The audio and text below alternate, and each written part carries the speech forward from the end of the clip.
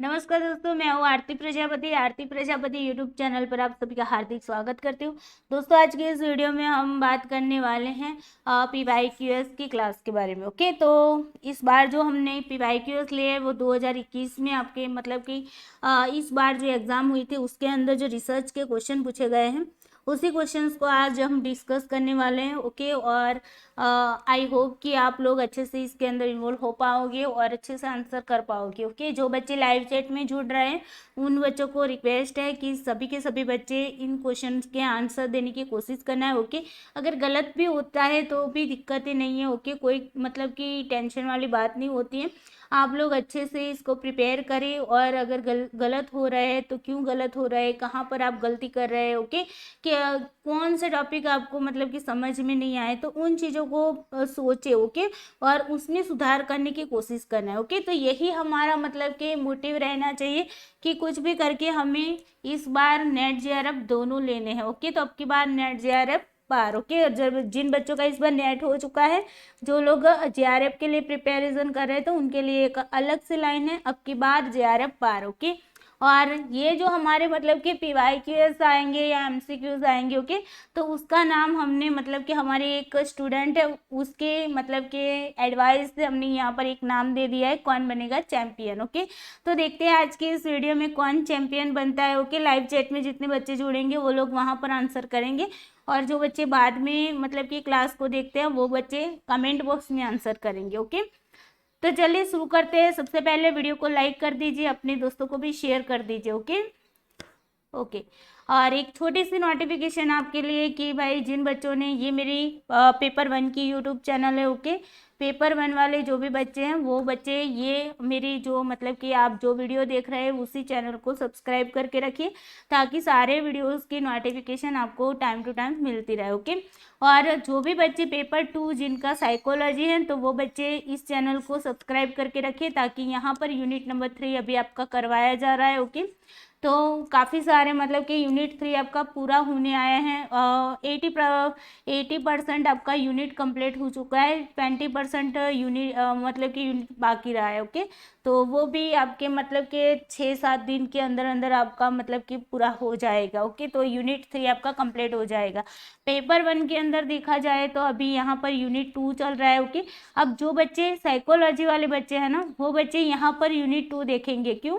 Unit 2 paper 1 में भी हमारा मतलब कि रिसर्च है और पेपर 2 में भी हमारा रिसर्च ही है। ओके, तो हमारा जो यूनिट 2 है मैं 2 बार मतलब कि पढ़ाने जाओगी तो बहुत ज़्यादा टाइम मतलब कि चला जाएगा, है ना। तो इसीलिए पेपर 2 वाले साइकोलॉजी वाले बच्चे हैं वो यूनिट 2 जो रिसर्च है वो यहाँ पर पेपर 1 में ही पढ़ लेना, क्योंकि पेपर 1 के अंदर मैं डीपली ही पढ़ा रही हूँ। बिकॉज इस बार जो क्वेश्चन पूछे गए हैं वो बहुत ही डीपली पूछे गए। ओके, तो इसलिए यहाँ पर हमारा कवर हो जाएगा पूरा का पूरा यूनिट। ओके, और दूसरा हमारे यहाँ पर यूनिट चल रहा है, यूनिट नंबर 8 चल रहा है ICT। ओके, ICT की अभी 4 क्लास हुई है। ओके, और उसके बाद अभी हमारा एक यूनिट नंबर 7 चल रहा है, डाटा इंटरप्रिटेशन, जिसको हम DI बोलते हैं। ओके, DI की आपकी 3 क्लास हो चुकी है, आज आपकी चौथी क्लास भी आपको शायद आज मिल जाए या तो फिर कल मॉर्निंग में मिल जाएगी। ओके, तो वहाँ पर हमारा DI खत्म हो जाएगा। 4 क्लास में ही DI इसलिए खत्म होता है। एक क्लास में हमने पाई चार्ट पढ़ा लिया आपको, दूसरे वीडियो में हमने आपको बार चार्ट पढ़ा है, तीसरे वीडियो में हमने टेबल चार्ट पढ़ा है और चौथा वीडियो जो आपको मिलेगा वो लाइन चार्ट का मिलेगा। ओके, 4 चार्ट ही आते हैं हमारे मोस्टली। ओके, और वैसे तो पूछा जाता है टेबल चार्ट ही। ओके, तो फिर भी मैंने सारे के सारे चार्ट है वो मैंने आपको करवा दिए। ओके, अब एक बाकी है वो भी करवा दूंगी। फिर हमारी 14 क्लास तो DI की इस बार जो DI पूछे गए उनकी क्लास 14 क्लास हो चुकी है। तो जिन बच्चों ने वो क्लास नहीं देखी वो बच्चे DI की क्लास को जरूर देखिए। ओके, और बाकी की अब से मतलब कि ये जो हमारा लास्ट जो बाकी रहा है लाइन चार्ट वाला वो वीडियो खत्म हो जाएगा। उसके बाद डेली आपको एक DI की वीडियो मिलती रहेगी। ओके, डेली एक वीडियो, और वो भी 2021 के अंदर जो क्वेश्चन पूछे गए हैं उनको सबसे पहले लेंगे, वो सारे खत्म होंगे, उसके बाद हम 2020 तक चलेंगे। Okay, clear? आई होप आपको सारी इन्फॉर्मेशन मिल गई होगी। बहुत सारे बच्चे कमेंट बॉक्स में भी पूछते रहते और पर्सनली मैसेज करके भी पूछते रहते हैं, तो इसीलिए इनको मतलब कि यहाँ पर ही आप लोगों को सारी सूचना दे दी है। चलिए अब चलते हैं हमारे क्वेश्चन की ओर सब लोग रेडी है तो थम्स अप दे दीजिए फटाफट से और रेडी हो जाइए। इस बार 2021 के जो रिसर्च के क्वेश्चन पूछे गए हैं उसको सॉल्व करने के लिए देखते हैं कौन बनेगा चैंपियन। ओके चलिए, सबसे पहला क्वेश्चन आपके सामने स्क्रीन पर है। ओके, क्वेश्चन कह रहा है कि यदि बहुत छोटे बच्चों अथवा असंदिग्ध व्यक्तियों के विषय में शोध करना हो तो ऐसी स्थिति में निम्नलिखित में से कौन सी प्रणाली उपयुक्त होगी? चलिए बताइए।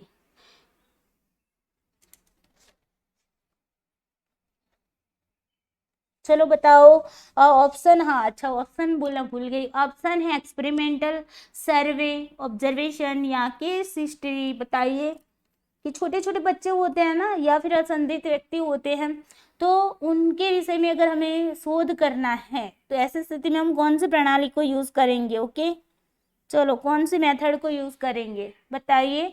आंसर सभी को करना है, भागना किसी को नहीं है। ओके, अगर भाग गए ना तो हार गए, समझ लेना।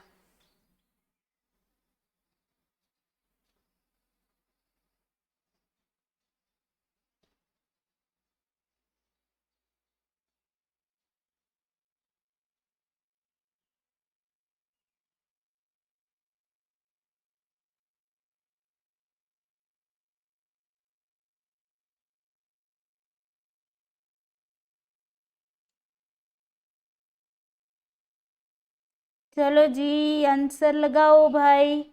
ये 2021 के क्वेश्चन है। ओके, दिमाग को चकराना नहीं है, ध्यान से समझना है।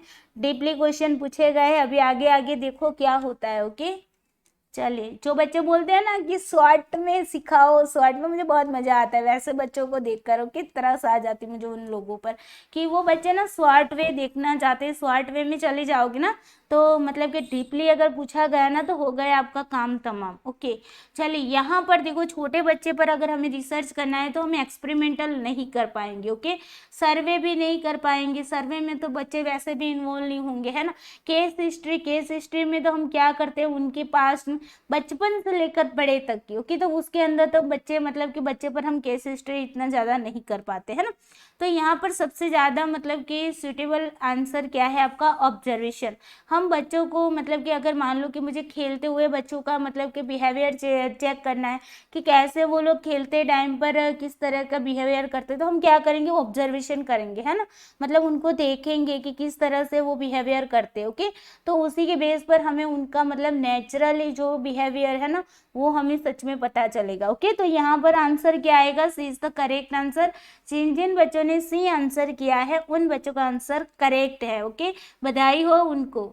चलिए नेक्स्ट क्वेश्चन, यहाँ पर आपका आंसर है C is the correct answer. Okay चलिए, क्वेश्चन नंबर 2 लगाइए। अब आए, चलो जी क्वेश्चन नंबर 2। असर्शन रीजन के चक्कर में आ गए। ओके, असर्शन कह रहा है कि व्यक्ति अध्ययन विधि में शोधकर्ता प्रतिभागियों की सीमित संख्या से विस्तृत जानकारी प्राप्त करता है। ओके, यहाँ पर क्या बात हो रही है? केस स्टडी मेथड की बात हो रही है। ओके, सारा कुछ पढ़ा दिया हुआ है मैंने। ओके, तो यहाँ पर कंफ्यूज किसी को भी नहीं होना है। केस स्टडी के अंदर बताया जा रहा है कि जो रिसर्चर होता है वो जो भी पार्टिसिपेंट होते हैं उनकी लिमिटेड संख्या से विस्तृत जानकारी प्राप्त करता है। ओके, असर्शन कह रहा है। रीजन क्या है? रीजन का मतलब है क्योंकि, यहाँ पर लगा लो असर्शन के पीछे क्योंकि लगा लो। ओके, देखो असर्शन कह रहा था व्यक्ति अध्ययन विधि में शोधकर्ता प्रतिभागियों की सीमित संख्या से विस्तृत जानकारी प्राप्त करता है क्योंकि, अब क्योंकि रीजन में पता चलेगा। ओके, क्योंकि वो मूवी है ना क्योंकि, वो वाली मूवी नहीं। ओके, उसका एक सॉन्ग भी बहुत अच्छा है ना, क्योंकि इतना प्यार तुमको करते हैं हम, ये वाली मूवी की बात नहीं हो रही। ओके चले, क्योंकि रीजन बोल रहा है कि व्यक्ति अध्ययन शोध पर आधारित निष्कर्ष का उपयोग परवर्ती अध्ययन के लिए शोध प्राकल्पना प्रश्न तैयार करने के लिए किया जा सकता है। मतलब कि केस स्टडी रिसर्च पर आधारित जो भी निष्कर्ष निकलता है, ओके, जो भी कंक्लूजन निकलता है, ओके, तो जो निष्कर्ष निकलता है उसका उपयोग हम क्या करते हैं, परवर्ती अध्ययन के लिए। ओके, परवर्ती मतलब सबसिक्वेंट जो स्टडीज होती है। ओके, तो उसके लिए हम क्या करते भाई, प्राकल्पना मतलब कि हाइपोथेसिस है। ओके, और जो प्रश्न तैयार करने के लिए किया जाता है। चलिए बताइए, इसका आंसर करिए। अब देखो ऑप्शन है ए एंड आर दोनों ही सही है। आर जो है वो एक ही करेक्ट एक्सप्लेनेशन है। दो कह रहा है कि ए आर दोनों करेक्ट है। आर वो है वो एक ही एक्सप्लेनेशन नहीं कर रहा है। तीसरा कह रहा है ए सही है आर गलत है। चौथा कह रहा है ए गलत है आर सही है। चलिए आंसर करिए इसका।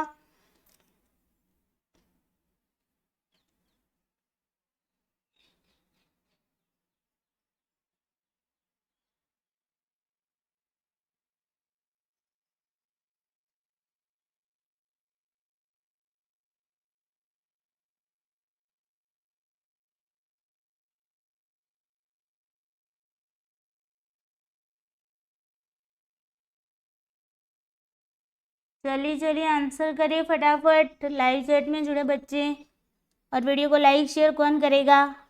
मैं करूँगी क्या? मैं तो एक ही लाइक कर सकती हूँ ना, बाकी लाइक तो आपको ही करना पड़ेगा भाई। और वहाँ कौन से पैसे देने जाना है आप लोगों को? थिएटर में तो बड़े बड़े पैसे देकर जाते हो, हाँ, बड़े मजे से पिक्चर देखते हो सब लोग। मूवी देखने जाते हैं, पिज्जा बर्गर खाने जाते हैं, हाँ, वहाँ पर पैसे गिनते हैं, बताओ। और यहाँ पर देखो, चलो जी, तो यहाँ पर आपका करेक्ट आंसर है कि ए और आर दोनों सही स्टेटमेंट है, लेकिन आर जो है वो एक ही एक्सप्लेनेशन नहीं है। बिल्कुल करेक्ट। ओके, देखो ए जो है वो सही है। हमने यही बताया था कि केस स्टडी अध्ययन के अंदर, केस स्टडी मेथड के अंदर हम क्या करते हैं, लिमिटेशन संख्या को लेते हैं। हमने ये भी बताया था कि कोई 1 पर्सन लेते हैं, है ना, या फिर हम कोई 1 इंस्टीट्यूट लेते हैं। ओके, 1 ऑर्गेनाइजेशन लेते हैं। ओके, फिर हम 1 स्कूल लेते हैं, कोई भी लो। ओके, लेकिन एक ही इकाई को, एक ही यूनिट को लेते हैं, है ना, तो यहाँ पर संख्या जो होती है वो क्या होती है, लिमिटेड होती है। ये तो सही बात है। ओके, असर्शन आपका सही है। ओके, उसके बाद रीजन क्या कह रहा है, अब देखो संख्या सीमित लेते हैं और जानकारी विस्तृत प्राप्त करते हैं। ओके, क्यों? क्योंकि उसके लिए हमें मतलब कि अगर जानकारी विस्तृत में प्राप्त करनी है तो अगर ज़्यादा संख्या होगी तो हम मतलब कि इतनी डिटेल्स में इंफॉर्मेशन नहीं ले पाएंगे, है ना, कितना ज़्यादा टाइम लगेगा। इसलिए हम यहाँ पर क्या करते हैं, डिटेल्स में बहुत ही गहराई से, गहनता से हमें जानकारी चाहिए होती है, इसलिए हम क्या करते हैं, लिमिटेड संख्या को लेते हैं। अगर आप सपोज मान लो ना कि आप 50 बच्चे के बारे में जानकारी ले रहे हो, ओके, और एक बच्चे के बारे में जानकारी ले रहे हो, तो यहाँ पर 50 बच्चे के बारे में डिटेल्स में जानकारी लोगे तो कितना टाइम लगेगा, और एक बच्चे के बारे में डिटेल्स में जानकारी लोगे तो कितना टाइम लगेगा। और एक बच्चे पर अगर आप जानकारी ले रहे हो तो कितनी डिटेल्स में आप मतलब कि बारीकाई से आप चीज़ों को समझ पाओगे और जानकारी प्राप्त कर पाओगे, है ना। जबकि 50 बच्चे की बात आती है तो उसमें टाइम भी ज़्यादा लगेगा, कुछ चीज़ें छूट भी जा सकती है ना।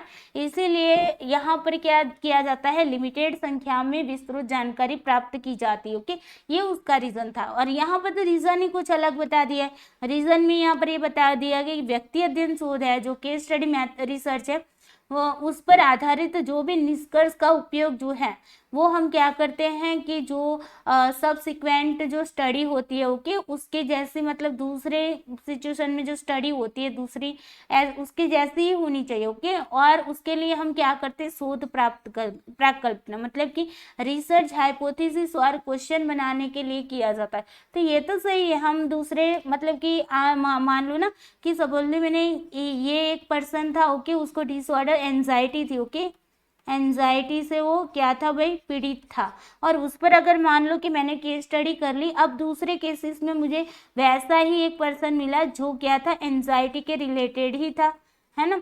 तो अब मैं क्या करूँगी, यहाँ पर मैंने रिसर्च किया था, उसका जो भी निष्कर्ष मुझे मिला था उसके बेस पर मैं यहाँ पर उसी की तरह यहाँ पर दूसरा केस मुझे मिला है तो वहाँ पर मैं हाइपोथेसिस और क्वेश्चंस तैयार कर पाऊंगी। तो ये भी सही है। ओके, केस स्टडी के बेस पर हम ये कर सकते हैं। ओके, लेकिन ये जो हमारा असर्शन था उसका ये रीजन बिल्कुल भी नहीं है। रीजन क्या है कि अगर मतलब ज़्यादा संख्या लेंगे तो हम इतनी गहराई से जानकारी प्राप्त नहीं कर पाएंगे, इसीलिए हम क्या करते हैं, यहाँ पर लिमिट संख्या के अंदर हम विस्तृत जानकारी प्राप्त करते हैं। ये रीजन था। ओके, तो यहाँ पर आपका रीजन जो है वो मतलब सही तो है, लेकिन उसको एक्सप्लेन नहीं कर रहा है, ए को एक्सप्लेन नहीं कर रहा है। ओके, रीजन के रूप में जो स्टेटमेंट रखा है, स्टेटमेंट सही है। ओके, दोनों स्टेटमेंट आपकी सही है, लेकिन एक्सप्लेनेशन जो करनी चाहिए, व्याख्या उसकी करनी चाहिए, वो दोनों एक दूसरे पर डिपेंडेंट नहीं है। ओके, मतलब कि वो आर जो है मतलब रीजन है, वो असर्शन का मतलब कि एक्सप्लेनेशन नहीं कर रहा है। Okay, clear, I hope. चलो जी, तो यहाँ पर जिन बच्चों ने सेकंड आंसर करेक्ट किया है उनको बधाई हो, और बहुत आगे बढ़ो, चैंपियन बन जाओ। चलो जी, क्वेश्चन नंबर 3। क्वेश्चन नंबर 3 कह रहा है, अभी यहाँ पर भी असर्शन रीजन ही है। ओके, चलिए, असर्शन कह रहा है कि पूर्व प्रायोगिक अभिकल्प की प्रमुख कमी यह है कि तुलना समूह प्रदान करने में असफल रहते हैं। ओके, यहाँ पर क्या बात हो रही है, प्री एक्सपेरिमेंटल डिजाइन की बात हो रही है। हमने पढ़ाई थी, पता है, एक्सपेरिमेंटल रिसर्च के अंदर पढ़ाया था, प्री एक्सपेरिमेंटल, क्वासी एक्सपेरिमेंटल, है ना, और एक आपका ट्रू एक्सपेरिमेंटल, 3 एक्सपेरिमेंटल डिजाइन मैंने पढ़ाई थी, है ना। तो यहाँ पर प्री एक्सपेरिमेंटल रिसर्च डिजाइन की बात हो रही है। तो प्री एक्सपेरिमेंटल डिजाइन जो है उसकी मेनली मेजर जो मतलब कि कही जाए वैसी डेफिशिएंसी या तो फिर कमी की बात की जाए तो तुलना समूह, ओके, तुलना समूह प्रदान करने में असफल रहते हैं, मतलब कि कंपैरिजन ग्रुप प्रोवाइड कराने में असफल रहते हैं। ओके, अब रीजन क्या है इसका भी यहाँ पर देखो, क्योंकि यहाँ पर क्योंकि इतना प्यार तुमको करते हैं हम। ओके, अब असर्शन रीजन के बीच में भी प्यार तो होगा ही ना भाई, हैं, तभी तो उनके बीच में रिलेशनशिप है। ओके, तो क्योंकि की बात आ जाती है, तो क्योंकि यहाँ पर मैचिंग और यादृच्छिक तत्कार्य के माध्यम से समतुल्यता प्राप्त की जा सकती है। यहाँ पर क्या बताया जाता है, क्योंकि यहाँ पर जो हम matching, okay, matching and random assignment समझ में आया था ना, पॉपुलेशन में से सैंपल को चूज करते हैं रैंडमली, सैंपल में से ग्रुपों में डिवाइड करते हैं रैंडमली, तो ये जो प्रोसेस हुई उसी को रैंडम असाइनमेंट कहते हैं, है ना। तो यहाँ पर मैचिंग एंड रैंडम असाइनमेंट जो है, ओके, उसके माध्यम से हम क्या करते हैं, समतुल्यता प्राप्त की जा सकती है, मतलब कि इक्विवेलेंस प्राप्त की जा सकती है, ये बता रहा है। ओके, रीजन, तो रीजन क्या है बताइए, चलो इसका आंसर करिए। और यहाँ पर आपके ऑप्शन है वही A R true, R A की एक्सप्लेनेशन कर रहा है, सेकंड नंबर वाला बोल रहा है कि ए एंड आर दोनों सही है, और आर जो है वो ए की एक्सप्लेनेशन नहीं कर रहा है, थर्ड वाला कह रहा है ए सही है बट आर फॉल्स है, और चौथा वाला कह रहा है कि ए सही है आर गलत, सॉरी ये गलत है आर सही है। चलिए आंसर करिए इसका, फटाफट से आंसर करना है।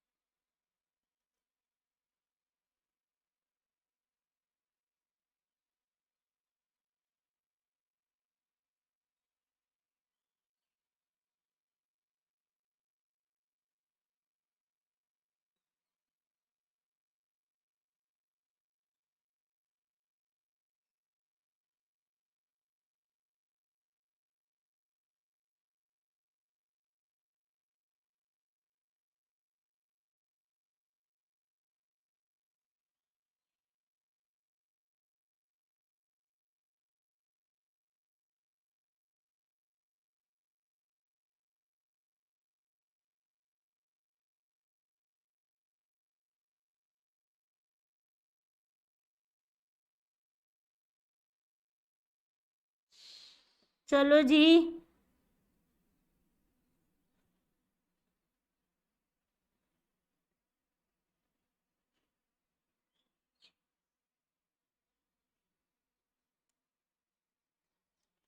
ओके, चलिए देख लेते हैं आंसर क्या है आपका। तो चलिए दोनों ही करेक्ट है, लेकिन आर जो है वो एक ही एक्सप्लेनेशन नहीं कर रहा है। ओके, अब देखो यहाँ पर प्री एक्सपेरिमेंटल डिजाइन है, उसकी पहली प्रमुख कमी यही थी, है ना, कि तुलना समूह जो है वो मतलब कि हम कंपैरिजन ग्रुप प्रोवाइड नहीं करा पाते, है ना। वहां पर हमने बताया था कि कंपैरिजन ग्रुप जो होता है वो हम वहां पर मतलब कि प्रोवाइड नहीं करा पाते हैं, तो ये तो सही बात है। और मैचिंग वर अगर हम रैंडमली अगर यूज रैंडमली असाइनमेंट अगर करते तो उसके माध्यम से हम मतलब कि समतुल्य मतलब कि इक्विवेलेंस प्राप्त कर सकते हो। ओके, रैंड मैचिंग का यूज करके रैंडमली यूज असाइनमेंट करके हम उसका यूज तो कर सकते हैं, लेकिन यहाँ पर दोनों ही अलग अलग इंडिपेंडेंट स्टेटमेंट है। ओके, लेकिन यहाँ पर आर जो रीजन है वो असर्शन का मतलब कि रीजन नहीं है। ओके, उसकी एक्सप्लेनेशन नहीं कर रहा है। Okay, clear. तो यहाँ पर ये तो हमें बताया जा रहा है कि हम कंपैरिजन ग्रुप तो प्रोवाइड करा ही नहीं पाते। ओके, लेकिन अगर हमें कंपेयर करना है तो यहाँ पर कंपेयर की बात, अगर हमें इक्विवेलेंस की बात आती, कंपेयर की भी इक्विवेलेंस मतलब कि समान करना है दोनों को। ओके, तो समान करने के लिए हम मैचिंग और यादृच्छिक असाइनमेंट का यूज तो करते ही हैं, लेकिन यहाँ पर देखो अगर ये तो हमारा मतलब ये आपका प्री एक्सपेरिमेंटल के कंटेक्स में तो दिया नहीं है, क्योंकि प्री एक्सपेरिमेंटल के अंदर हम रैंडमली असाइनमेंट नहीं करते हैं, मैचिंग भी नहीं करते हैं, है ना। तो ये तो वाला आपका किसके किसके साथ जुड़ेगा, ट्रू एक्सपेरिमेंटल के साथ जुड़ेगा, ट्रू एक्सपेरिमेंटल के साथ जुड़ेगा। ओके, और यहाँ पर बात किसकी हो रही है, प्री एक्सपेरिमेंटल की बात हो रही है। ओके, तो स्टेटमेंट तो दोनों ही सही है, लेकिन असर्शन रीजन के बीच में कोई ताल्लुक नहीं, कोई मतलब कि रिलेशनशिप नहीं है। Okay, clear. तो यहाँ पर दोनों ही करेक्ट है, लेकिन आर जो है वो एक ही एक्सप्लेनेशन नहीं कर रहा है। Okay, clear. चलिए नेक्स्ट क्वेश्चन है क्वेश्चन नंबर 4। ये भी स्टेटमेंट दिए हैं, दो स्टेटमेंट है आपके सामने। ओके, पहला स्टेटमेंट कह रहा है कि विद्यार्थियों के नियम संदर्भित परीक्षण, नियम संदर्भित मतलब नॉर्म रेफरेंस टेस्टिंग, ओके, में परीक्षण आंकड़े विद्यार्थी के स्थान या श्रेणी को निर्धारित करने में हमारी सब सहायता करते हैं। ओके, तो यहाँ पर क्या बता रहे हैं कि नॉर्म रेफरेंसिंग जो टेस्टिंग होता है वो स्टूडेंट के मतलब कि जो उसका स्थान मतलब कि उसका प्लेस, ओके, और उसका रैंक, क्या रैंक है उसका मतलब कि वो कहाँ पर स्टैंड कर रहा है। ओके, प्लेस का मतलब है वो कहाँ पर स्टैंड कर रहा है, कितने रैंक है उसके पास, ओके, कितने रैंक पर वो आया है, उसके आगे पीछे कितने लोग हैं, वो हमें बताता है नॉर्म रेफरेंस टेस्ट। ओके, दूसरा स्टेटमेंट कह रहा है कि निकट संदर्भित परीक्षण मतलब कि क्राइटेरियन रेफरेंस टेस्टिंग जो है उसमें परीक्षण आंकड़े एक छात्र की निपुणता के स्तर को बताता है, मतलब कि स्टूडेंट के प्रोफिशिएंसी का लेवल बताता है कि उसने कितना मतलब कि अचीव किया, कितना सीखा, ये बताता है हमें निकट संदर्भित परीक्षण मतलब क्राइटेरियन रेफरेंस टेस्टिंग।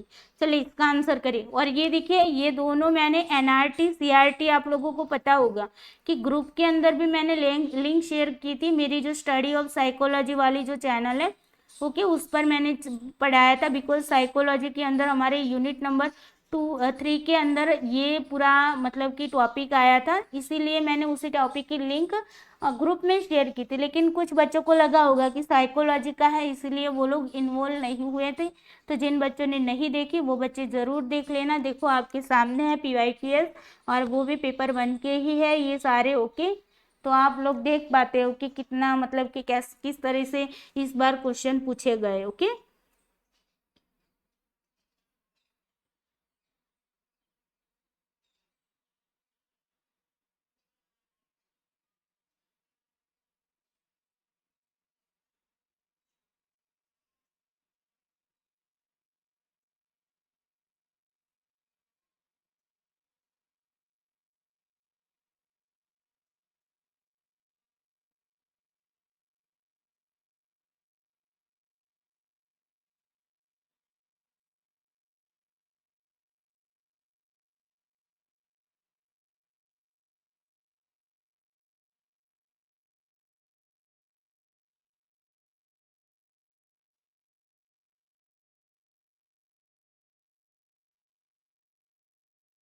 चलिए आंसर करिए सब लोग। ये तो आपको पता होना चाहिए ना, ये तो मैंने पढ़ाया हुआ है अच्छे से। मतलब कि सारा कुछ पढ़ाया ही हुआ है, कुछ भी ऐसा नहीं है कि जो मैंने नहीं पढ़ाया, पढ़ाया है वही क्वेश्चन, वैसे ही क्वेश्चन यहाँ पर लिए, ओके, ताकि आपका रिवीजन भी साथ ही साथ होता रहे। चलो जी, तो यहाँ पर देखो दोनों स्टेटमेंट आपके क्या है, करेक्ट है। हमने यही बताया था एनआरटी के अंदर, हमने बताया था परसेंटाइल रैंक की बात की थी, है ना। तो परसेंटाइल रैंक जो है वो रैंक बताता है हमें कि हमारे आगे पीछे कितने लोग हैं, ओके, हमारे ऊपर कितने लोग हैं और हमारे नीचे की ओर कितने लोग पास हुए, ओके। तो हमें प्रॉपरली रैंक बताता है, हमारा स्थान बताता है, हमारा स्टैंड बताता है कि हम कहाँ पर स्टैंड कर रहे हैं, है ना, ये हमें बताता है प्रॉपरली एनआरटी। जबकि क्राइटेरियन रेफरेंस टेस्ट क्या होता है कि जैसे कि हमने बताया था ना कि भाई 50% स्कोर लाने होंगे, 33% स्कोर लाने होंगे, तब जाकर आप पास होंगे, है ना। तो एक आपको मिनिमम लिमिट बता दी जाती है कि इस सीमा तक आपको, मतलब कि इस सीमा के ऊपर ही आपको क्या करना है, स्कोरिंग लाना है, ओके, उसके नीचे की ओर नहीं जाना है। हमने एग्जाम्पल भी आपको दिया था कि ये पाकिस्तान के बॉर्डर है, ओके, हमने ये भी दिया था, अगर जिन बच्चों ने क्लास लगाई उनको पता है ये इंडिया है। तो हमें इससे ऊपर, मतलब कि इस सीमा से ऊपर ही मतलब कि स्कोर लाने हैं, ओके, इस सीमा के ऊपर ही स्कोर लाने। अगर इस सीमा से नीचे की ओर जाएंगे, मतलब कि इस साइड पर आ जाएंगे, तो मतलब क्या है भाई, वापिस नहीं आ पाएंगे जिंदा, ओके, तो ये बात है, ओके। तो सीआरटी में क्राइटेरिया होता है, एक फिक्स क्राइटेरिया होता है, जिसकी वजह से हम वहाँ पर हमें पता चलता है कि बच्चे ने कितना, मतलब कि प्राप्त किया है नॉलेज को, कि 30, मान लो कि 33% मिनिमम लाने थे और उससे ऊपर उसने लाए, तो मतलब कि ये होता है कि हाँ उसने जितना, मतलब कि उसको जितना अचीव करना था उसने कर लिया, ओके, जितना सीखना चाहिए था उसको उतना उसने सीख लिया है, ओके। तो वो हमें बताता है, ओके। तो यहाँ पर निपुणता के स्तर को बताता है, मतलब कि प्रोफिशिएंसी लेवल को बताता है, ओके। तो दोनों के दोनों स्टेटमेंट क्या है आपके, सही है, करेक्ट, ओके। तो यहाँ पर 1 इज द करेक्ट आंसर। चलिए, जिन बच्चों ने वो एनआरटी सीआरटी वाली साइकोलॉजी के अंदर आपको मिल जाएगी, मैंने आगे ही आपको बताया ना कि मेरी स्टडी ऑफ साइकोलॉजी नाम की यूट्यूब चैनल है, वहीं पर जाके आप देख लेना, ओके। बाद में मैं आपको रिसर्च के जब टूल्स आएंगे तब अगेन मैं आपको रिसर्च के टूल्स में भी आएंगे, साथ ही साथ आपके टीचिंग एप्टीट्यूड में भी आएगी क्वेश्चन, ओके। चलिए, क्वेश्चन नंबर 5 लगाइए भाई। जिन बच्चों ने क्वेश्चन नंबर 4 का आंसर किया है, सही सही आंसर किया है, उनको बहुत बहुत बधाई हो, कॉन्ग्रेचुलेशंस।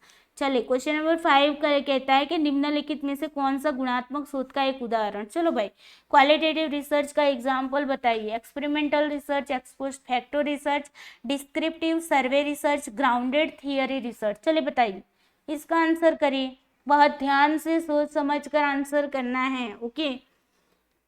है तो बहुत ही इजी, और सारे के सारे रिसर्च मैंने पढ़ा लिए, है ना। रिसर्च में मतलब कि रिसर्च के टाइप में ही कितने सारे वीडियोस बन गए, मैं खुद सोच रही हूँ, गिने भी नहीं मैंने कितने रिसर्च के टाइप्स पढ़ाए, लेकिन बहुत सारे पढ़ाए, ये पता है मुझे। चलिए, फटाफट आंसर करना है।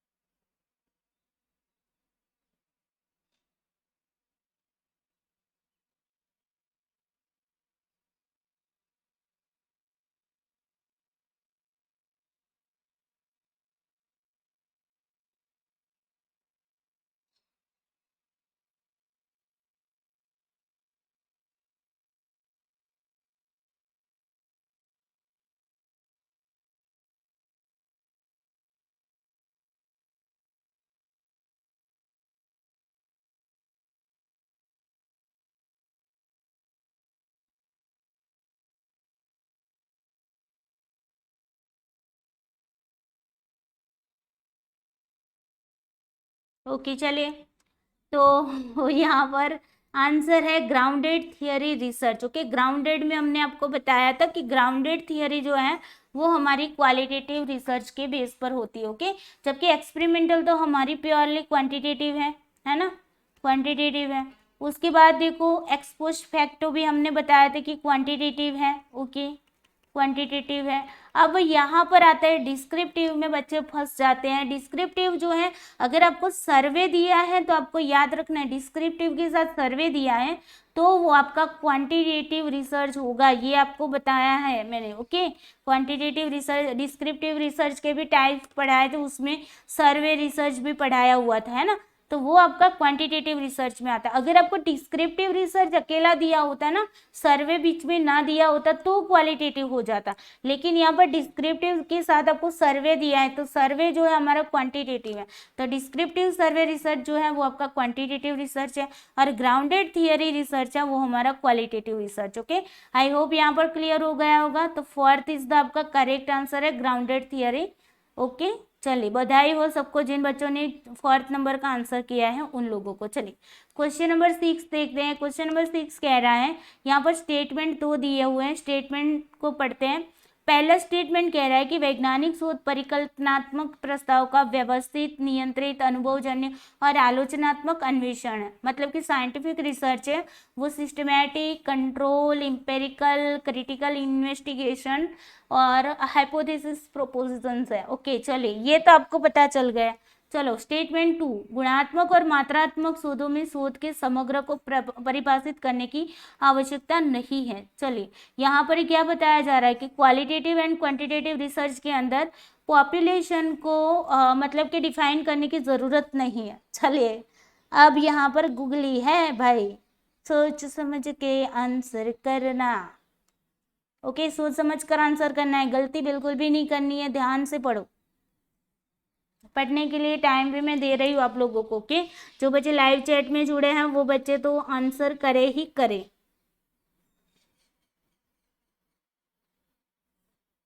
और वीडियो को लाइक शेयर जरूर किया करो यार, आप लोग कंजूसी बहुत ही करते हो, लाइक शेयर करने में कंजूसी की कैसी? हाँ, इसमें कौन से पैसे लगते हैं? चलो जी, हो गया।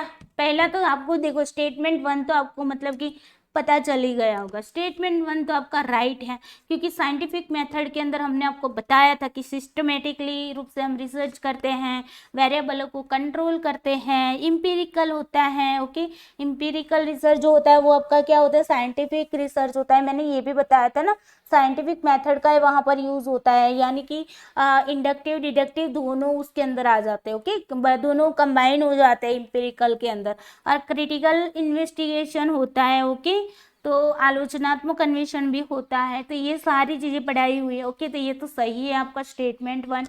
तो जहाँ पर स्टेटमेंट 1 को अगर गलत कहा है ना, तो पहले तो उसको हटा ही लो, निकल जाओ यहाँ से। ओके, चलो अब क्वेश्चन, अब स्टेटमेंट 2 कह रहा है कि गुणात्मक और मात्रात्मक शोधों में शोध के समग्र को परिभाषित करने की आवश्यकता है।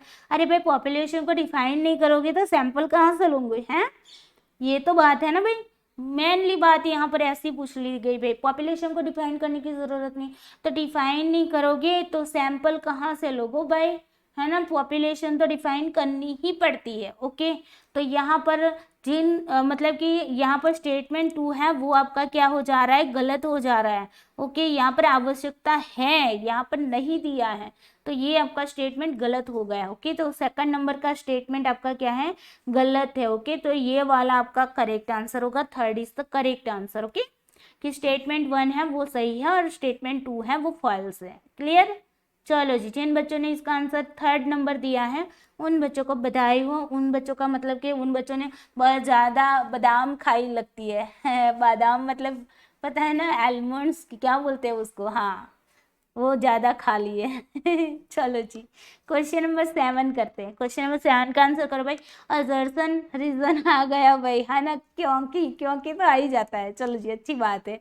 असर्शन कह रहा है कि वास्तविक परिवेश आंकड़ों के प्रत्यक्ष स्रोत है। ओके, एक्चुअल सेटिंग्स जो है वो डायरेक्ट सोर्सेस है। ओके, और मतलब कि डाटा की डायरेक्ट सोर्सेस, एक्चुअल सेटिंग की बात हो रही है, वास्तविक परिवेश की बात हो रही है। ओके, और शोधकर्ता गुणात्मक शोध का मुख्य उपकरण है। ओके, और रिसर्चर जो है वो क्या है, क्वालिटेटिव रिसर्च का एक इंस्ट्रूमेंट है, उसका एक मतलब कि उपकरण है। ओके, रिसर्चर जो है। Okay, clear? चलो रीजन, क्योंकि क्योंकि क्योंकि क्या है, गुणात्मक शोध का उद्देश्य संदर्भ मुक्त साधारणीकरण तक पहुंचने के बजाय वास्तविकता को अपेक्षाकृत से अधिक प्रत्यक्ष रूप में चित्रित करना है। ओके, यहाँ पर क्या कहा जा रहा है, क्योंकि में समझो कि क्वालिटेटिव रिसर्च जो है वो क्या है भाई कि डायरेक्टली हम क्या करते हैं उसको मतलब कि साधारणीकरण तक पहुंचने से पहले हम क्या उससे मतलब कि साधारणीकरण तक पहुंचने के बजाय हम क्या करते हैं, वास्तविकता को देखते हैं। ओके, वास्तविकता को अपेक्षाकृत रूप से ओके अधिक प्रत्यक्ष रूप में चित्रित करते, सॉरी चित्रित करते। ओके, तो प्रत्यक्ष डायरेक्टली, ओके डायरेक्टली हम क्या करते हैं उसको देखते हैं। ओके, तो यहाँ पर यही बात हो रही है। चलिए, यहाँ पर हम जनरलाइज करने की बात नहीं कर रहे। ओके, तो यहाँ पर यही बात हो रही है कि जनरलाइजेशन तक पहुंचने की जगह पर हम क्वालिटेटिव रिसर्च में क्या करते हैं कि हम जो भी वास्तविकता है, ओके जो रियलिटी है उस तक मतलब कि उसको डायरेक्टली देखने के मतलब डायरेक्टली उसको देखने की कोशिश करते हैं। यही बात यहाँ पर पूछी जा रही है। ओके, तो चलिए असर्शन रीजन को ज्वाइन करने की कोशिश कीजिए। ओके, यहाँ पर भी एक्चुअल सेटिंग मतलब वास्तविक परिवेश की बात हो रही है। ओके, और उसके अंदर आंकड़ों के प्रत्यक्ष स्रोत है। ओके, मतलब कि वास्तविक जो एक्चुअल सेटिंग्स है ना वो डाटा के डायरेक्ट सोर्सेस है, और रिसर्चर जो है वो क्या है, क्वालिटेटिव रिसर्च का एक टूल इंस्ट्रूमेंट है। ओके, टूल बोल दो, इंस्ट्रूमेंट बोल दो। ओके, एक टूल है उसका या तो फिर इंस्ट्रूमेंट है, क्योंकि यहाँ पर ये बताया जा रहा है कि यहाँ पर जनरलाइजेशन तक पहुंचने की बजाय हम क्या करते हैं कि वास्तविकता को मतलब ये एक्चुअली में जो भी चीजें हैं उसको हम डायरेक्टली देखने की कोशिश करते हैं। चलिए आंसर कीजिए इसका रीजन।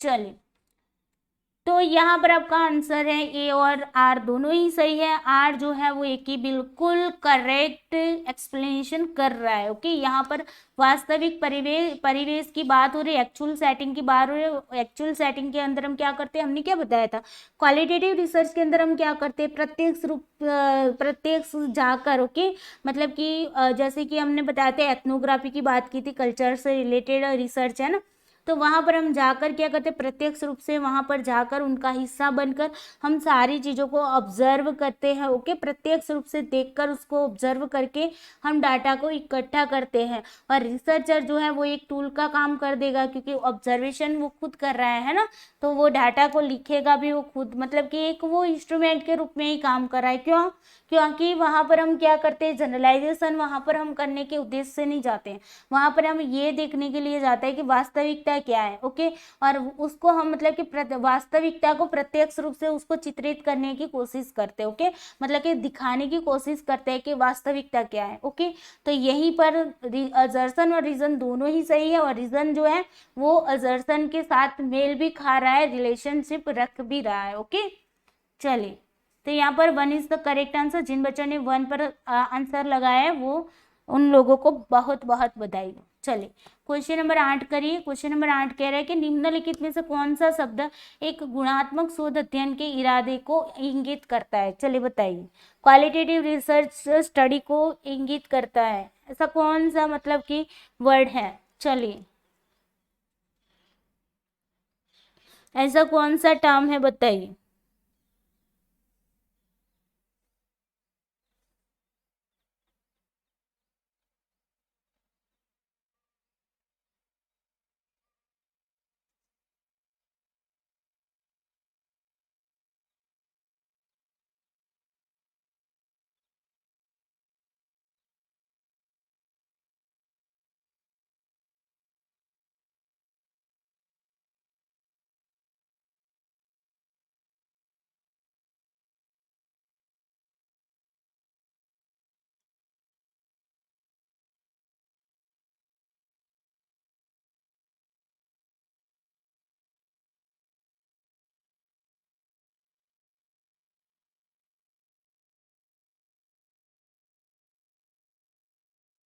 चलिए देखो एक्सप्लेनेशन व्याख्या तो कहाँ पर होती है, क्वांटिटेटिव में हम देते हैं, है ना, क्वांटिटेटिव में देते हैं व्याख्या तो। ओके, उसके बाद प्रेडिक्शन कहाँ पर करते हैं, प्रेडिक्शन भी क्वांटिटेटिव में करते हैं, है ना, एक्सपेरिमेंट करते हैं वहां पर, प्रेडिक्ट करते हैं चीजों को, तो वो भी क्वांटिटेटिव में आ जाएगा आपका। ओके, उसके बाद है अन्वेषण, खोज, खोज की जाती है ना क्वालिटेटिव के अंदर, तो ये क्वालिटेटिव है आपका, ये आपका क्वालिटेटिव है। ओके, एस्टिमेट आकलन करते हैं, एस्टिमेशन करते हैं, ओके, एस्टिमेट बताते हैं कि ऐसा कुछ होगा, है ना, तो ये भी आपका क्वांटिटेटिव है। ओके, ये भी आपका क्वांटिटेटिव है, तो कौन सा आंसर आएगा, third is the correct answer, है ना। Okay, third is the correct answer. चलिए, जिन बच्चों ने थर्ड आंसर दिया है उन बच्चों को बधाई हो, कॉन्ग्रेचुलेशंस। चलो जी, अब आते हैं क्वेश्चन नंबर 9 पर। क्वेश्चन में देखो, अपने आंसरों को काउंटिंग करते रहना, ओके, हम देखेंगे लास्ट में पूछेंगे कि कितने आंसर आपके करेक्ट हुए, और गलत गलत नहीं बताना है, ओके, मतलब कि चीटिंग करके नहीं बताना कि मेरे 15 में से इतने आए, ओके, मैं गिनूंगी इस बार लाइव चैट के अंदर आपके मैसेज दिखते हैं हमें, ओके, तो मैं बाद में लास्ट में थोड़ा सा फ्री होकर भी देखूंगी किन किन के सही आंसर थे, ओके। तो यहाँ पर चीटिंग बिल्कुल भी नहीं करनी है, ईमानदारी से आंसर बताना है और ईमानदारी से काउंटिंग करके भी बताना है, ओके। चलिए, क्वेश्चन नंबर 9 कह रहा है कि एक चर जो संभावित रूप से एक शोध अध्ययन के परिणाम को प्रभावित करता है, ओके, एक वेरिएबल है वो क्या कर रहा है, रिजल्ट पर, ओके, मतलब कि रिसर्च अध्ययन के रिजल्ट पर, रिजल्ट क्या होता है, हमने क्या बताया था, रिजल्ट क्या होता है, डीबी होता है, डिपेंडेंट वेरिएबल होता है, ओके। अब ये जो इफेक्ट करता है, ओके, तो इफेक्ट करने वाला, प्रभावित करने वाला कौन होता है, इंडिपेंडेंट वेरिएबल होता है, ओके। चलिए, यहाँ तक तो क्लियर हुआ, लेकिन इसे प्रत्यक्ष रूप से देखा और नियंत्रित नहीं किया जा सकता। अब देखो, यहाँ पर हमें पता चलता है कि एक वेरिएबल ऐसा है जो हमारे डिपेंडेंट वेरिएबल को इफेक्ट तो करता है, लेकिन उसको ना ही हम देख पाते हैं, ओके, ना ही देख पा रहे हैं, ओके, और ना ही उसको कंट्रोल कर पा रहे हैं, ओके। चलिए, तो इसे इस रूप में जाना जाता है, तो ऐसे वेरिएबल को क्या कहोगे भाई, देखो, एक से इंडिपेंडेंट वेरिएबल जो इफेक्ट कर रहा है, जिसकी हमें इफेक्ट चेक करनी है, वो तो हमें दिखता ही होगा बिल्कुल भी, है ना, लेकिन एक ऐसा भी वेरिएबल है जो मतलब कि हमें दिख भी नहीं रहा, जिसको हम कंट्रोल भी नहीं कर पा रहे, लेकिन फिर भी वो क्या कर रहा है, इफेक्ट कर रहा है, तो वैसे वेरिएबल को कौन सा वेरिएबल कहा जाएगा, बताइए। चलिए, आंसर करिए इसका। वैसे मैंने ये पढ़ाया नहीं है, लेकिन ये क्वेश्चन मैंने ऐसे ही यहाँ पर रख दिया है, ओके, पढ़ाया नहीं है, वेरिएबल में पढ़ेंगे, ओके, डोंट वरी, लेकिन ये बीच में आ गया था तो उसको मैंने इग्नोर नहीं किया और यहाँ पर ले लिया, बड़ा मज़ेदार क्वेश्चन था इसलिए, और साइकोलॉजी वाले बच्चों के लिए तो बहुत ही इम्पोर्टेंट है, बिकॉज इसके रिलेटेड क्वेश्चन आते ही है, ओके, एक बार के एग्जाम आते हैं, दूसरी बार के एग्जाम में नहीं आते, तो एक बार के छोड़कर एक बार आते हैं, इसलिए मैंने यहाँ पर ले लिया, ओके।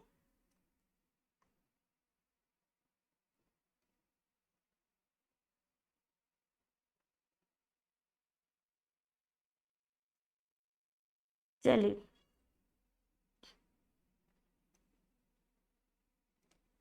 ओके, तो ऐसे जो वेरिएबल होते हैं ना, जो दिखते भी नहीं और ना ही उनको हम कंट्रोल कर पाते, तो वो वेरिएबल होते हैं भ्रामक वेरिएबल।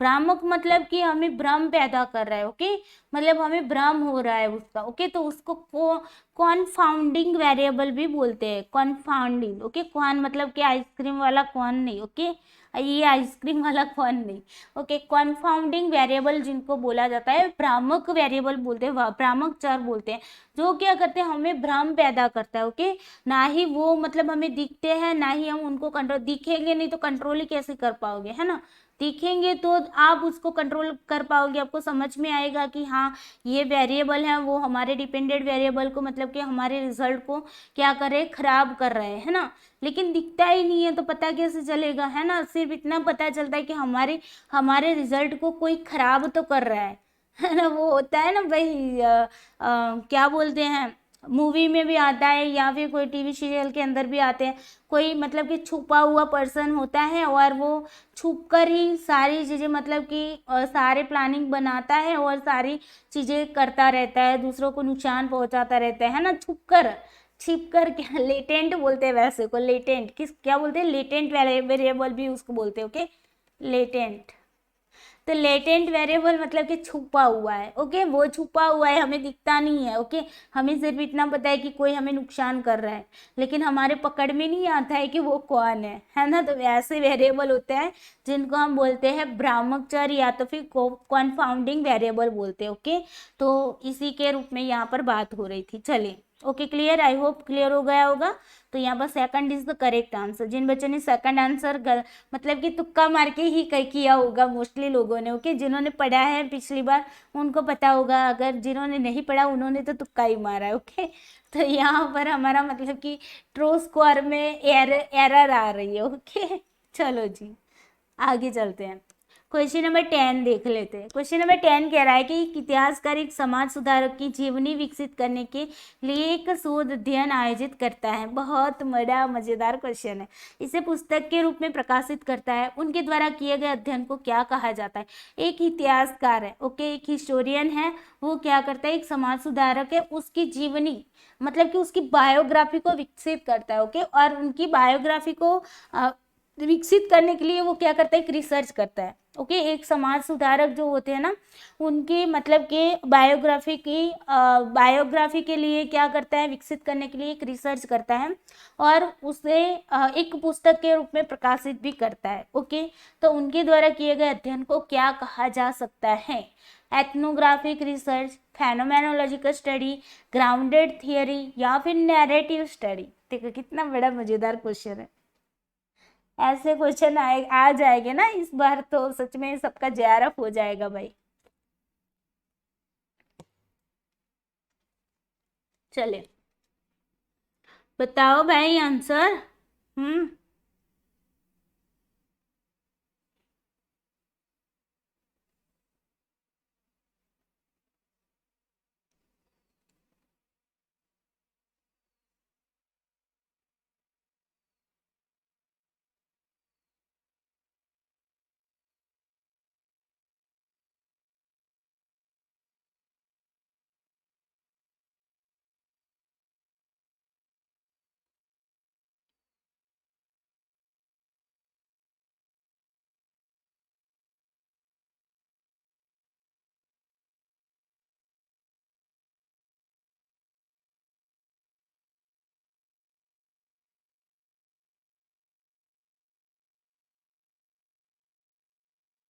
चले भाई आंसर करिए। ओके, तो यहाँ पर आपका आंसर आएगा नैरेटिव स्टडी। नैरेटिव में हमने क्या बताया था, बायोग्राफी, ऑटोबायोग्राफी, जहाँ पर जिनके जीवन वृत्तांत की बात आ जाती है, किसी के जीवनी की बात आ जाती है।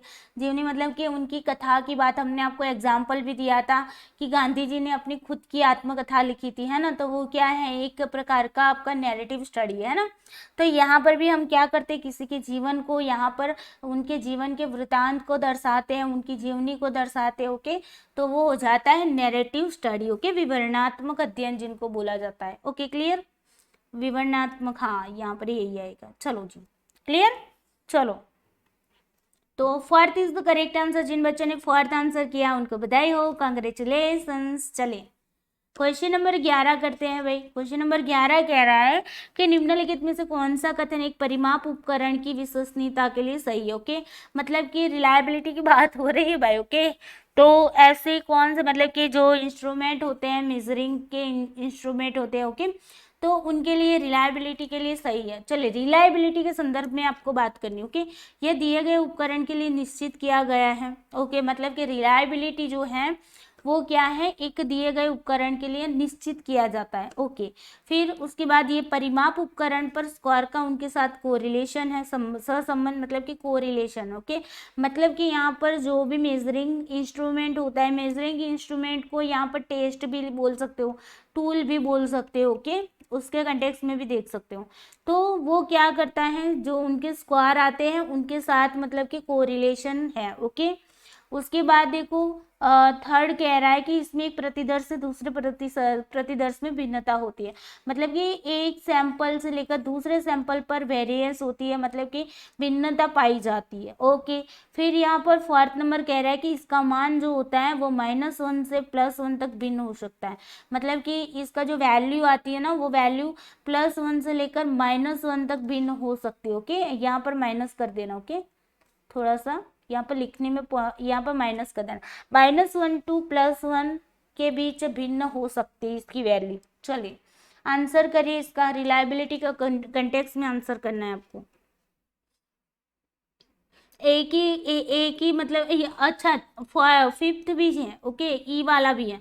ई वाला कह रहा है कि यह इसके निर्धारण के लिए प्रयोग किए गए प्रतिदर्श के आकार से प्रभावित होता है, मतलब कि यहाँ पर जो भी डिटरमाइन किया गया होता है ओके उसका सैंपल, तो उस सैंपल साइज से भी वो क्या हो जाता है, अफेक्टेड हो जाता है, प्रभावित हो जाता है। चलिए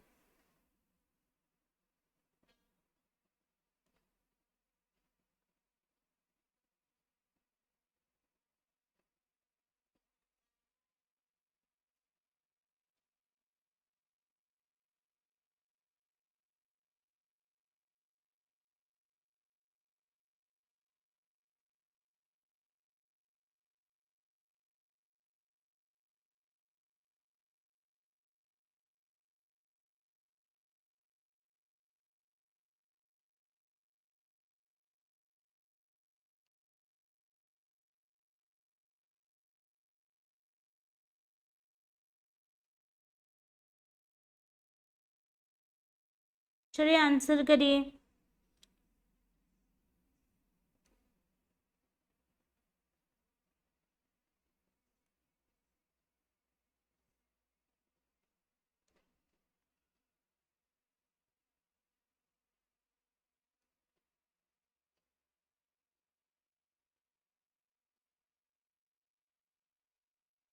ओके, तो चलिए यहाँ पर देखते हैं। ओके, यहाँ पर देखिए सबसे पहले ये दिए गए उपकरण के लिए निश्चित किया गया है। ओके, यहाँ पर फिक्स तो किया गया नहीं होता है ना। अब यहाँ पर देखो और क्या बता रहा है कि यह परिमाप उपकरण पर स्कोर के साथ, हाँ कोरिलेशन बताता है ना उनके स्कोरों के साथ। हमने यही बोला कि आज हमने टेस्ट लगाया, दूसरी बार टेस्ट लगाया, तीसरी बार same sample, same test, same situation, है ना, सिर्फ डिफरेंस मतलब कि डिफरेंस टाइम होता है। ओके, बाकी की सारी चीज़ सेम होती है, रिजल्ट भी सेम मिलता है ना, तो यहाँ पर स्कोर भी सेम आते हैं। ओके, तो यहाँ पर क्या देखा जाता है, कोरिलेशन देखा जाता है कि इनके स्कोरों के बीच में कितनी कंसिस्टेंसी है, कितना कोरिलेट करते हैं एक दूसरे के साथ। ओके, तो कोरिलेशन देखा जाता है, बिल्कुल सही है। ओके, तो बी वाला तो आपका करेक्ट है।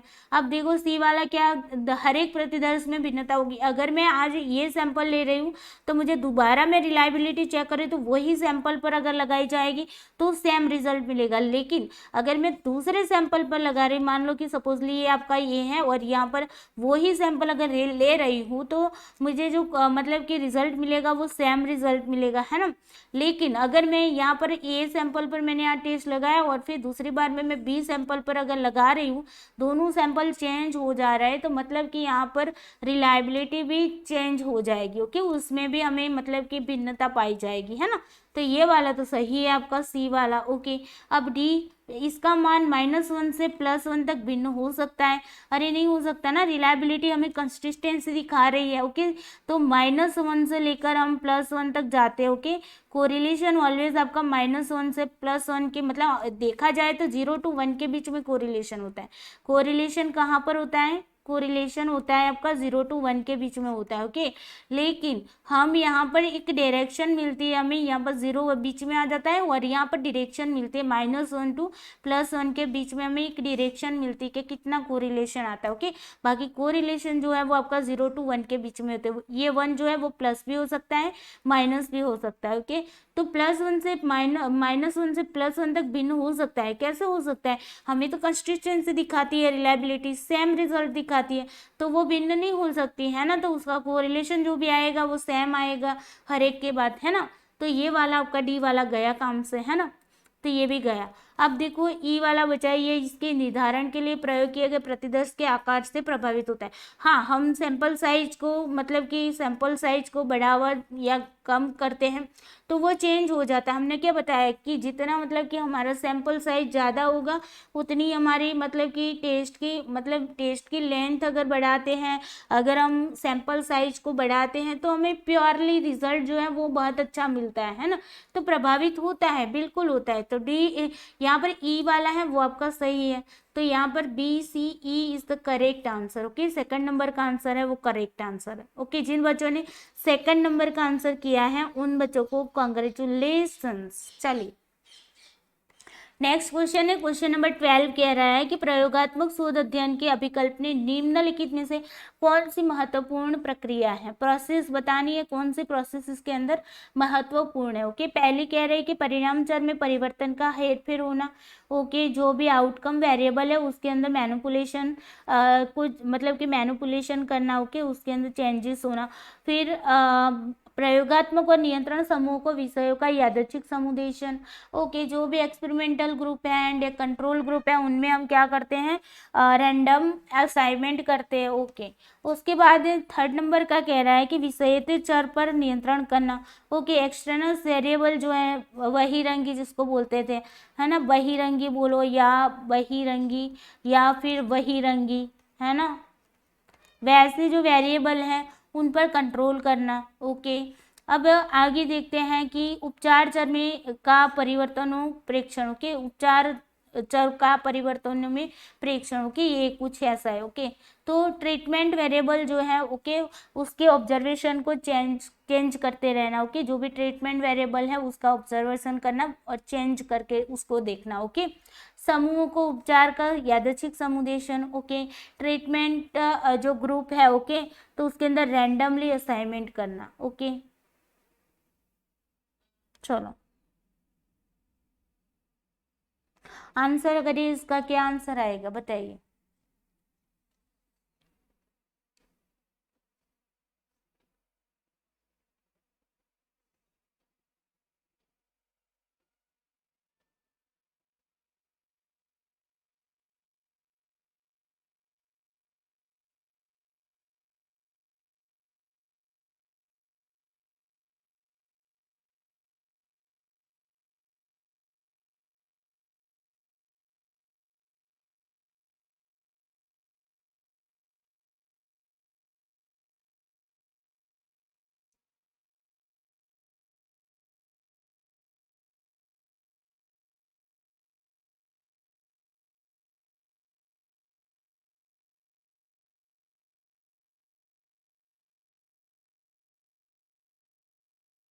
चलो बताइए बताइए भाई।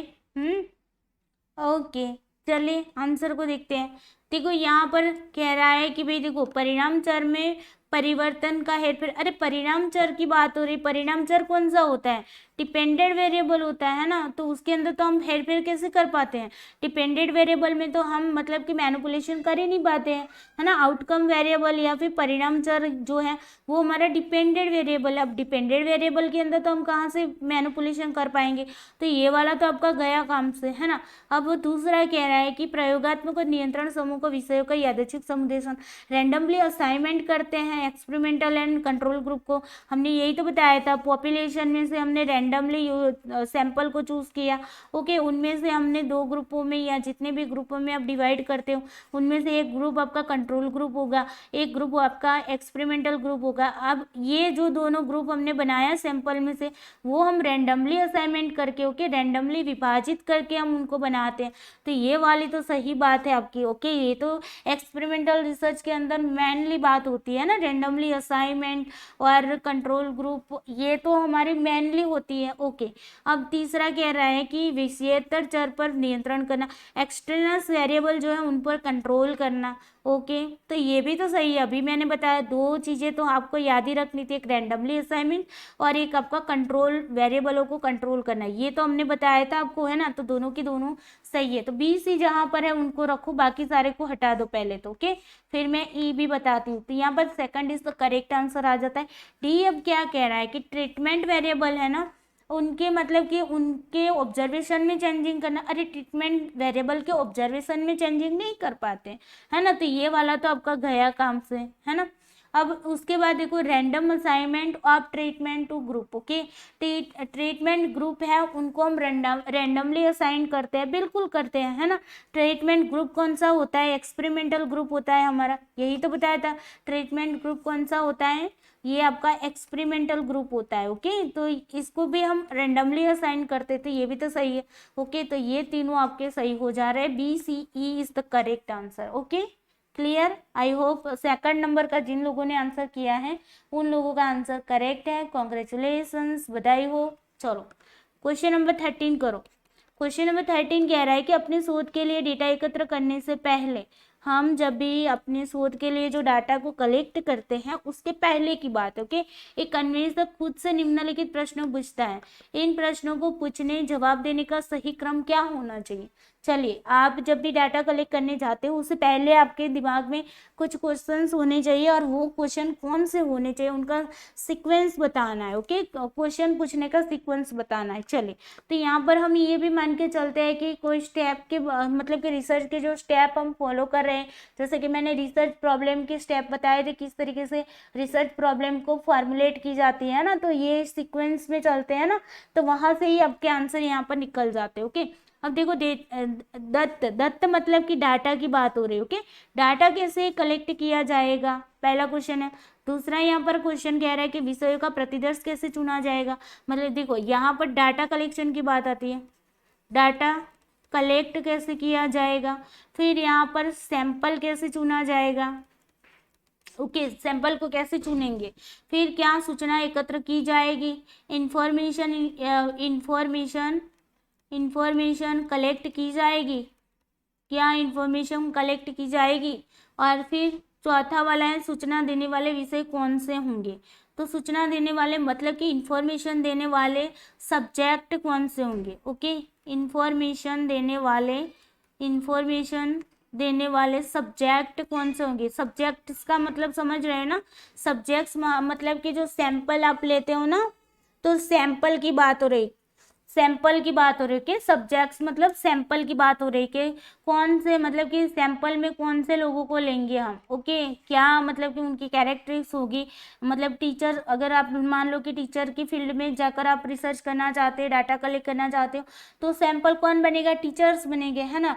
तो इन्फॉर्मेशन देने वाले मतलब कि सब्जेक्ट्स कौन होंगे। चले, और यहाँ पर सैंपल कैसे चुना जाएगा, मतलब कि सैंपल किस तरीके से आप चुनोगे, उनके लिए कौन सी प्रोसेस करोगे, कौन सी मतलब सैंपलिंग की कौन सी टेक्निक यूज करोगे। ओके, तो ये सैंपलिंग की बात आ रही है। ओके, ये वाली सैंपलिंग की बात आ रही है। चलो, अब इसको मतलब क्रम में बिठाओ। चलो, क्या आएगा सबसे पहले, क्या करोगे इनमें, बताओ, आंसर करो।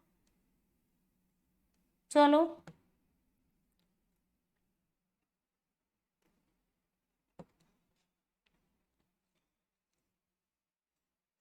चलो आंसर करो सब लोग, सीक्वेंस में बिठाना है भाई। आप सबसे पहले क्या करोगे, ओके, कैसे क्या सवाल करोगे अपने आप से। ओके, डाटा को कलेक्ट करने जाना है, उससे पहले आप क्या मतलब कि कौन कौन से क्वेश्चन को, सबसे पहला कौन सा क्वेश्चन आपके दिमाग में आएगा पहले ये बताओ, उसके बाद दूसरा क्वेश्चन, तीसरा, चौथा, इस तरीके से सीक्वेंस में बिठाना है। ओके, चलिए, ओके हो गया। चलो जी, तो देख लेते हैं आंसर को। देखो, सबसे पहले हम यही पूछेंगे ना कि क्या सूचना एकत्र की जाएगी। रिसर्च प्रॉब्लम के अंदर ही हम देखते हैं ना कि इंफॉर्मेशन पहले एरिया तय करते हैं, यही बताया था कल की क्लास में कि रिसर्च प्रॉब्लम को जब हम फॉर्मुलेट करते हैं तब हम क्या करते हैं कि पहले ये देखते हैं कि भाई एरिया है, वो एरिया कितना लेंगे, उसके बाद कौन कौन से क्वेश्चंस को लेंगे। ओके, मतलब कि कितनी कौन कौन सी इंफॉर्मेशन चाहिए, कौन कौन से क्वेश्चन खड़े हो रहे हैं, कौन सी चुनौतियां हैं, ये सी चीज़ें देखेंगे। उसके बाद बहुत सारे क्वेश्चंस को मतलब कि देखेंगे, उनमें से हम क्या करते हैं, उन पर विचार करते हैं। ओके, तो फिर जाके उनके बाद हम मतलब कि एक पर्टिकुलर जितने भी वेरिएबल हैं उन वेरिएबलों को, मतलब कि वेरिएबल जो होंगे वो आपके क्वेश्चन के रूप में ही होंगे, ओके। तो उनमें से हम जो भी मतलब कि इम्पोर्टेंट वेरिएबल होंगे उनको ले लेंगे, है ना। और फिर वहाँ पर हम ये भी तो विचार करते हैं ना कि कौन से मतलब कि कौन इंफॉर्मेशन प्राप्त की जाएगी कि नहीं की जाएगी, है ना, ये तो देखना होता है। तो पहले नंबर पर तो ये आ गया आपका। दूसरे नंबर पर हम ये देखेंगे कि भाई हाँ, हमने ये तो देख लिया कि भाई इंफॉर्मेशन जो है वो प्राप्त की जाएगी, ओके, हमें ये पता चल गया। अब उसके लिए इंफॉर्मेशन देने वाले तो चाहिए ना, तो हम वहाँ पर ये देखेंगे कि सूचना देने वाले विषय कौन होंगे, कौन से होंगे, मतलब कि हमें इंफॉर्मेशन देने वाले सैंपल कौन होगा, मतलब कौन से मतलब सैंपल होंगे, कौन से लोग होंगे, या अब कोई किताब से डाटा कलेक्ट करे तो कौन सी किताबें होंगी, तो ये सैंपल चेक करते हैं। तो ये दूसरे नंबर पर आ गया। तीसरे नंबर पर हम क्या करेंगे कि उसको कैसे सिलेक्ट करेंगे। अब हमने ये तो तय कर लिया कि भाई हाँ, हमें टीचर्स पर ही, मतलब कि टीचर्स के पास से मुझे इन्फॉर्मेशन मिल पाएगी। अब मुझे ये तो तय करना है ना कि इन टीचर्स को मैं लूँगी कैसे, कौन सी प्रोसेस से मैं टीचर को लूँगी, है ना। तो उसके लिए एक जो प्रोसेस होती है उसको ही सैम्पलिंग बोलते हैं। तो थर्ड नंबर पर हम सैम्पलिंग करेंगे, ओके, उनके बारे में मतलब कि क्वेश्चन करेंगे। उसके बाद लास्ट में हम ये करेंगे कि भाई डाटा जो है वो क्या कलेक्ट किया जाएगा, डाटा एकत्र तो किया जाएगा ना। हमने सैम्पलिंग भी सोच लिया कि इस तरीके से हम सैम्पलिंग करते करके सैंपल को चूज भी करेंगे। तो अब हमें हमारे सामने क्या आया, ये क्वेश्चन आ गया कि भाई डेटा जो है वो कैसे मतलब कि कलेक्ट किया जाएगा, कौन से टूल के माध्यम से हम डाटा को कलेक्ट करेंगे, है ना। तो यहाँ पर टूल की बात आ जाती है कि कौन से कैसे डाटा को इकट्ठा करेंगे, डाटा कलेक्ट कैसे करेंगे, कौन सा टूल यूज करेंगे, ओके। तो फोर्थ नंबर पर ही आ गया आपका, ओके। तो इस तरीके से आपको सीक्वेंस को बैठाना था। तो यहाँ पर आपका सीक्वेंस क्या आ रहा है भाई, पहले नंबर पर CDBA, okay. Third number is the correct answer. जिन बच्चों ने थर्ड नंबर का आंसर दिया है उनको कॉन्ग्रेचुलेशंस, बधाई हो। चलो जी, क्वेश्चन नंबर 14 करते हैं। क्वेश्चन नंबर 14 कह रहा है कि मात्रात्मक शोध के लिए तथ्य एकत्र करने की प्रक्रिया में, मतलब कि क्वांटिटेटिव रिसर्च के अंदर डाटा को कलेक्ट करने की प्रक्रिया में, प्रोसेस में एक निश्चित क्रम में निम्नलिखित चरणों का पालन किया जाता है, ओके। उसको सीक्वेंस में लगाना है। जो क्वांटिटेटिव रिसर्च के लिए हम जो डाटा को कलेक्ट करते हैं ना, उस प्रोसेस में हम एक मतलब कि सीक्वेंस को फॉलो करते हैं। तो वो सीक्वेंस कौन सा है, वो प्रोसेस कौन सी है डाटा कलेक्ट करने की, वो बतानी है। तो यहाँ पर देखो, सबसे पहले तो हम शोध उपकरणों की पहचान, ओके, जो भी रिसर्च इंस्ट्रूमेंट है, या तो फिर हम इसको टूल भी बोल सकते हैं, ओके। आप देखो इस बार टूल की जगह पर इंस्ट्रूमेंट शब्द दे दिया है, ओके। तो यहाँ पर आपको घबराना नहीं, उपकरण का मतलब होता है इंस्ट्रूमेंट, टूल, ओके, टेस्ट भी हो सकता है। तो उसकी पहचान करना। दूसरे पर है प्रतिदर्श इकाइयों के लिए अनुसंधान उपकरण का उपयोजन करना, मतलब कि हमारे जो सैम्पलिंग यूनिट्स है, ओके, उसके लिए हम क्या करते हैं, जो टूल्स है उसका उपयोजन, मतलब कि उसको एडमिनिस्ट्रेट करते हैं, उसका यूज करते हैं, ओके। फिर यहाँ पर थर्ड नंबर पर है उपयुक्त प्राधिकारी की अनुमति लेना, मतलब कि जो भी एप्रोप्रिएट होते हैं, ओके, जिन्होंने ये टूल बनाए होते हैं, इंस्ट्रूमेंट बनाया होते हैं, उनकी अनुमति लेना, ओके। उपयुक्त विधि द्वारा एक प्रतिदर्श का चयन करना, ओके, कोई मेथड के द्वारा हम सैंपल को चूज करते हैं, ओके। सैंपल की जो मेथड्स है ना, उनमें से उन मेथड्स के बेस पर हम सैंपल को चूज करते हैं, सिलेक्ट करते हैं। प्रतिचयन ढांचे का जब भी योजन, ओके, अभियोजन या जब भी योजन जो है, ओके, यहाँ पर हिंदी में ऐसे ही दिया हुआ है पेपर के अंदर, ओके। तो यहाँ पर अप्रोचिंग की बात हो रही है, ओके। तो सैम्पलिंग फ्रेम के लिए हम एक अप्रोच तैयार करते हैं, ओके। तो ये पूछा गया है। अब देखो इसको सीक्वेंस में लगाओ भाई। यहाँ पर टूल्स की पहचान करने की बात हो रही है, ओके, उसको आइडेंटिफाई करने की बात हो रही है। यहाँ पर दूसरे में क्या हो रहा है कि प्रतिदर्श इकाई के लिए अनुसंधान उपकरण का उपयोग, यहाँ पर टूल का यूज करने की बात हो रही है, ओके। यहाँ पर उपयुक्त प्राधिकारी टूल जिन्होंने बनाया ना, उनकी मतलब परमिशन लेने की बात हो रही है, ओके। उसके बाद यहाँ पर जो भी सैम्पलिंग जो करते हैं, सैंपल लेते हैं, ओके। तो सैंपल सिलेक्ट करने के लिए मेथड, सैंपल मेथड की बात हो रही है, ओके। सैंपल चूज करने के लिए मेथड की बात हो रही है, ओके। उसके बाद यहाँ पर सैम्पलिंग फ्रेम के लिए एक अप्रोच यूज करना, ओके। सैम्पलिंग फ्रेम के लिए एक अप्रोच की बात हो रही है, ओके। चलो अब लगाओ इसको, सीक्वेंस में लगाओ सब लोग, चलो।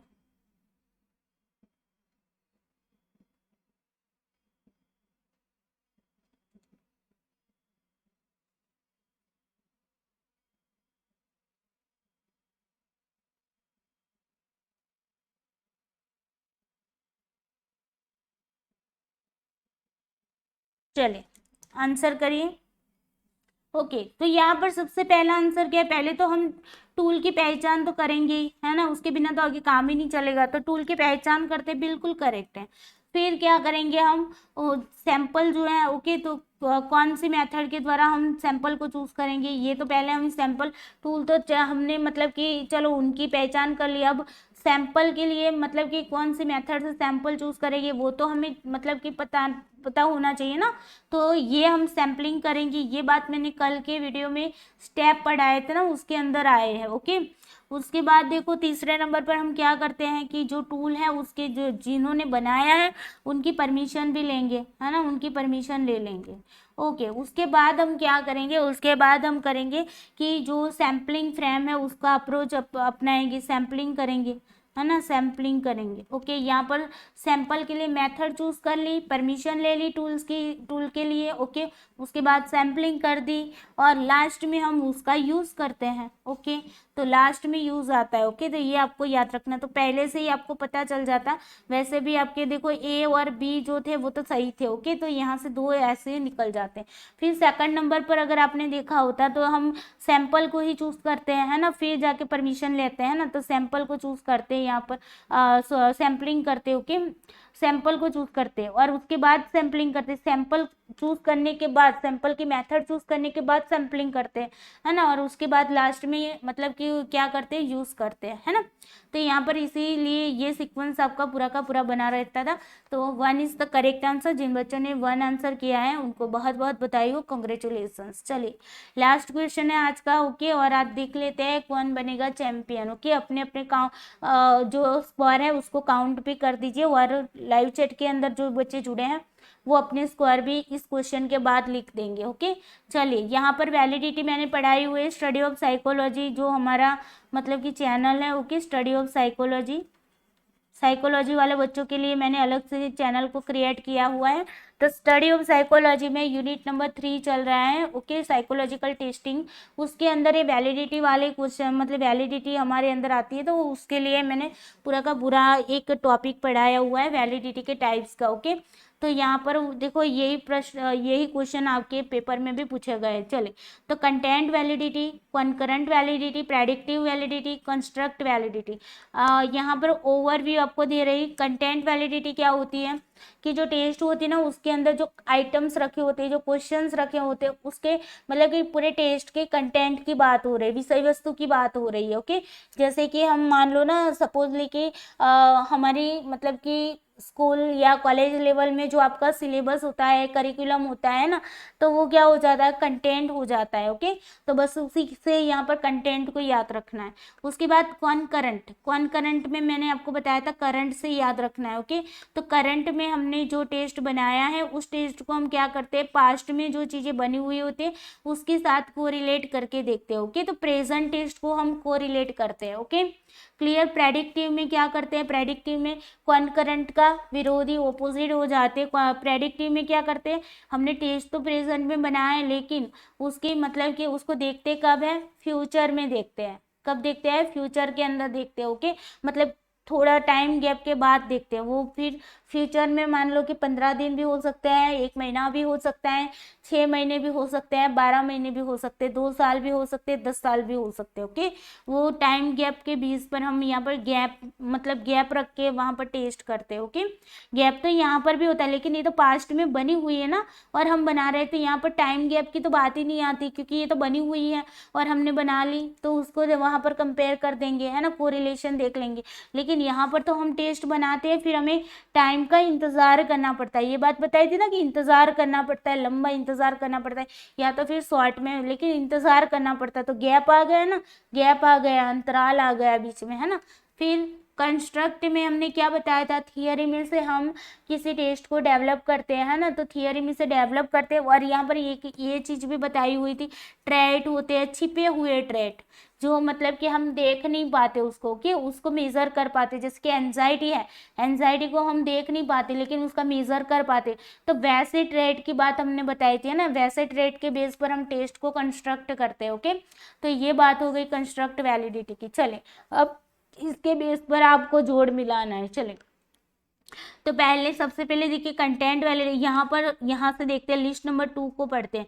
जिस सीमा तक परीक्षण स्कोर ऐसे मानदंड के साथ संबंधित होता है जो कुछ समतांतराल के पश्चात परिवर्तित होता है। ओके, मतलब कि सम गैप, थोड़े टाइम के बाद। ओके, यहाँ पर आफ्टर की बात हो रही, थोड़े टाइम के बाद वो क्या होता है, परिवर्तित होता है ऐसे स्क्वायर। ओके, तो उनके साथ हमें मतलब हम क्या करते हैं, कोरिलेट करके देखते हैं। तो ये कहाँ पर आएगी, टाइम गैप के बाद हम कोरिलेट करते हैं स्क्वायरों को, वो क्या आएगा, तो प्रेडिक्टिव में आ जाएगा, है ना। प्रेडिक्टिव में हमने यही बताया ना कि हमारे टेस्ट के ये जो स्क्वायर हैं उनको हम क्या करते हैं, फ्यूचर में जो टेस्ट आएगा उसके साथ कोरिलेट करेंगे, उसके स्क्वायर के साथ कोरिलेट करेंगे, है ना।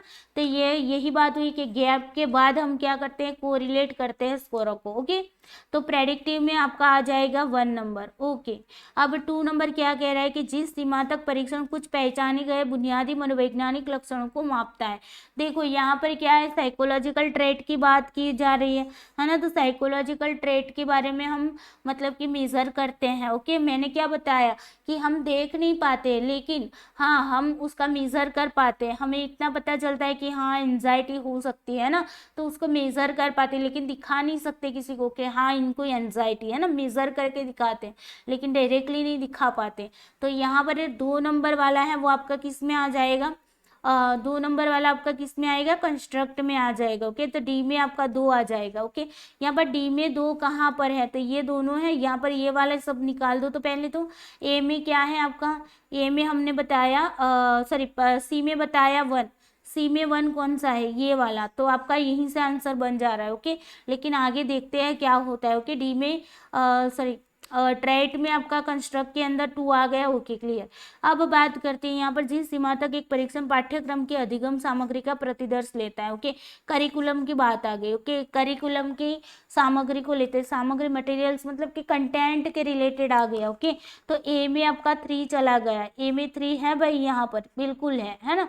तो यहाँ पर ए में 3 आ गया, चलो, और यहाँ पर ये डी में 2 था। ओके, अब आगे चलते हैं। जिस सीमा तक एक परीक्षण के स्कोर निवर्तमान उपलब्ध निकल्स के साथ संबंधित होता है, प्रेजेंटली क्राइटेरियन के साथ, अवेलेबल क्राइटेरियन मतलब क्या होता है, कसौटी होती है, परीक्षण होता है, टेस्ट होता है। ओके, उसके साथ हम उसको कोरिलेट करते हैं। ओके, तो क्या आएगा भाई, प्रेजेंट के पास हम प्रेजेंट टेस्ट के साथ हम कोरिलेट करके देखते हैं, तो क्या होता है बताओ, प्रेजेंट टेस्ट के साथ किसको हम कोरिलेट करके देखते हैं, किसी भी अवेलेबल, देखो यहाँ पर ये भी दिया अवेलेबल, स्टेबलिश। ओके, ये सारे क्या है, जो पहले से अवेलेबल है, उपलब्ध है।